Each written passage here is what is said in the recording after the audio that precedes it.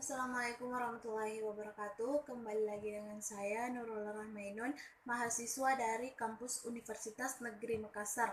Nah, di video sebelumnya saya sudah menjelaskan prinsip, hakikat dan prinsip pengembangan kurikulum. Nah, di video kali ini saya akan menjelaskan implementasi dan evaluasi pengembangan kurikulum. Nah, di dunia pendidikan, dalam dunia pendidikan kurikulum kualitas pendidikan langkah nyata menuju desentralisasi dan partisipasi maksimal pada instruktur dan perencanaan kurikulum adalah perhatian utama para spesialis. Dalam pengembangan kurikulum ada beberapa tahap yang harus diperhatikan agar sesuai dengan harapan sekolah di bidang pengembangan kurikulum. Banyak model-model kurikulum yang disusun selama bertahun-tahun, berevaluasi dari yang sederhana hingga yang rumit. Menurut Taylor, ada 4 tahap yang harus dilakukan dalam pengembangan kurikulum, yaitu yang pertama menentukan tujuan pendidikan, yang kedua memperoleh pembelajaran yang harus dilakukan, dan yang ketiga memperoleh mengorganisasikan pengembangan belajar, dan yang keempat mengevaluasi pembelajaran berdasarkan pengembangan dan penggunaannya. Kurikulum dibedakan berdasarkan pengembangan dan penggunaan kurikulum dibedakan menjadi 3, yaitu kurikulum nasional, kurikulum daerah, dan kurikulum sekolah.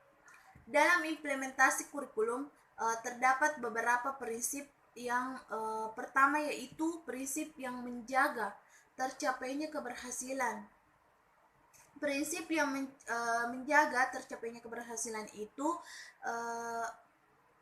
terdapat beberapa bagian. Yang pertama yaitu perolehan kesempatan yang sama atau yang mengutamakan pajak pada penyediaan tempat yang memberdayakan semua peserta didik, demokratis dan berkeadilan untuk memperoleh pengembangan. Yang kedua, berpusat pada anak upaya untuk memandirikan peserta didik untuk belajar, bekerja, dan menilai.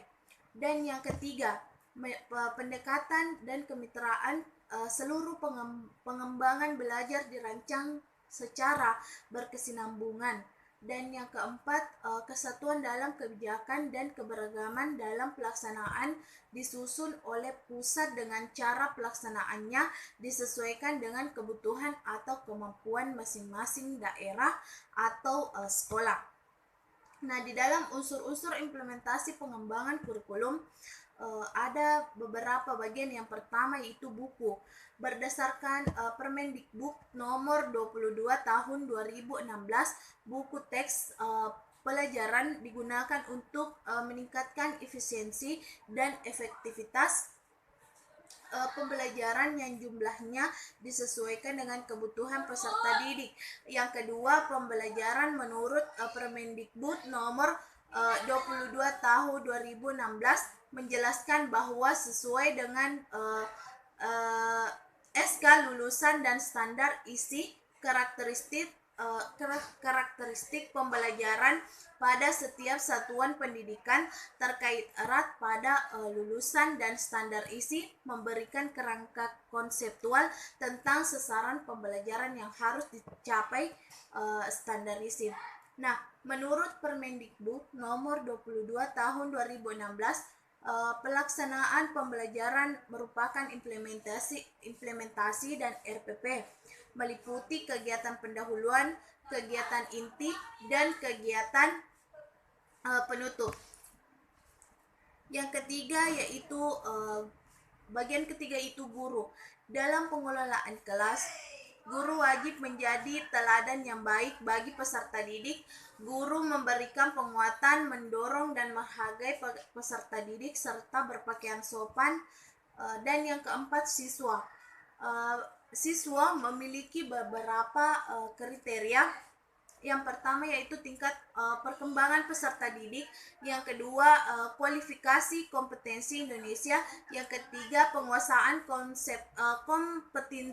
kompetensi yang berjenjang standar kompetensi lulusan adalah suatu kriteria tentang klarifikasi kemampuan lulusan yang mencakup siswa, pengetahuan, dan keterampilan.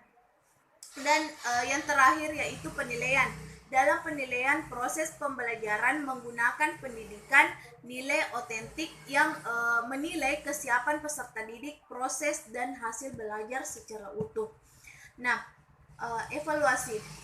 Di bagian evaluasi kurikulum, yang dimaksudkan untuk evaluasi kurikulum di sini, kurikulum dimaksudkan untuk memeriksa kinerja kurikulum secara keseluruhan ditinjau dari berbagai kriteria.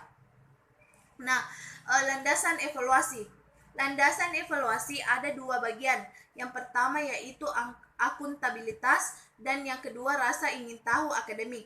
Yang pertama yaitu akuntabilitas, yaitu legal administratif, akademik sosial, dan finansial. Sedangkan rasa ingin tahu akademis itu rasa ingin tahu akademis mengenai pengetahuan, pengembangan kurikulum, implementasi, evaluasi, dan hasil kurikulum.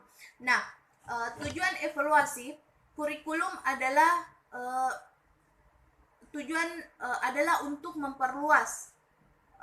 Yang pertama yaitu memperbaiki program, dan yang kedua bertanggung jawab kepada berbagai pihak, bertanggung jawab kepada berbagai pihak, dan yang ketiga penentuan tidak lanjut hasil pengembangan. Nah, dan yang terakhir yaitu fungsi evaluasi. Fungsi evaluasi ada dua bagian. Yang pertama yaitu formatif dan summatif.